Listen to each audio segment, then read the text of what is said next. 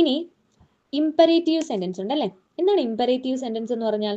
നമ്മൾ എന്തെങ്കിലും ഒരു കാര്യം ഓർഡർ ചെയ്യുന്നു, റിക്വസ്റ്റ് ചെയ്യുന്നു, അല്ലെങ്കിൽ കമാൻഡ് ചെയ്യുന്നു, അത്തരത്തിലുള്ള സെന്റൻസ്, അഡ്വൈസ് ചെയ്യുന്നു, അത്തരത്തിലുള്ള സെന്റൻസുകളെയാണ് ഇമ്പരേറ്റീവ് സെന്റൻസ് എന്ന് പറയുന്നത്.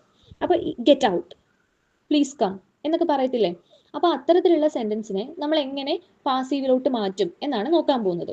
കോമൺ റൂൾ ആണ് കേട്ടോ. അത്തരത്തിലൊരു സെന്റൻസ് കണ്ടു കഴിഞ്ഞാൽ അത് നമുക്കൊരു ഇമ്പറേറ്റീവ് സെന്റൻസ് ആണ് എന്ന് തോന്നിപ്പിക്കുകയാണെങ്കിൽ നമ്മൾ എന്ത് ചെയ്യണം? അതിനെ പാസീവിലേക്ക് മാറ്റുമ്പോൾ ലെറ്റ് എന്നുള്ളത് ആദ്യം എഴുതുക.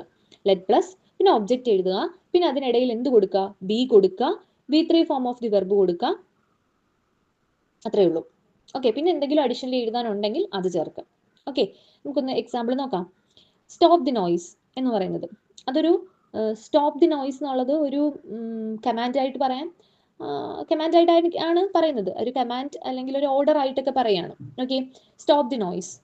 അപ്പോൾ നമുക്ക് അത് എന്ത് ചെയ്യാം? നമുക്ക് അപ്പോഴേ കാണുമ്പോഴേ മനസ്സിലാവും ദാറ്റ്സ് ആൻ ഇമ്പരേറ്റീവ് സെന്റൻസ് എന്ന് മനസ്സിലാവും. അപ്പോൾ നമ്മൾ എന്ത് ചെയ്യണം? ആദ്യം ലെറ്റ് കൊടുത്തു. ഓക്കെ. ലെറ്റ് എഴുതി. ഇനി എന്താണ് ഒബ്ജക്റ്റ്? ദ നോയ്സ് ആണ് ഒബ്ജക്റ്റ് അല്ലേ? ദ നോയ്സ് കൊടുത്തു. അപ്പോൾ ലെറ്റ് ദ നോയ്സ്. പിന്നെന്താണ്? ബി ആണ് കൊടുക്കേണ്ടത്. ബി. അത് കഴിഞ്ഞിട്ട് V3 form of the verb ഏതാ? സ്റ്റോപ്പിൻ്റെത് stopped. Simple. Let the noise be stopped. Okay. അടുത്ത നോക്കിയേ. ഡു യുവർ വർക്ക് എന്ന് പറയുന്നത് അത് ഒരു അഡ്വൈസ് ആയിട്ട് പറയാൻ അല്ലെങ്കിൽ ഒരു ഓർഡർ ആയിട്ടൊക്കെ പറയാനായിട്ട് പറ്റും. ഡു യുവർ വർക്ക് എന്ന് പറയാണ്, കമാൻഡ് ആയിട്ടൊക്കെ പറയുകയാണെന്ന് ഇരിക്കട്ടെ. അപ്പൊ നോക്കി, അവിടെ നമ്മൾ ലെറ്റ് കൊടുത്തു. ഒബ്ജക്റ്റ് ഏതാണ്? യുവർ വർക്ക് ആണ് അല്ലേ? അപ്പൊ യുവർ വർക്ക് കൊടുത്തു. അപ്പൊ ലെറ്റ് യുവർ വർക്ക് ബി. എന്താണ്? ബി കഴിഞ്ഞാൽ പിന്നെ എന്താണ്? ഡൂവിന്റെ V3 ആണ്. Done. Okay. Let your work be done.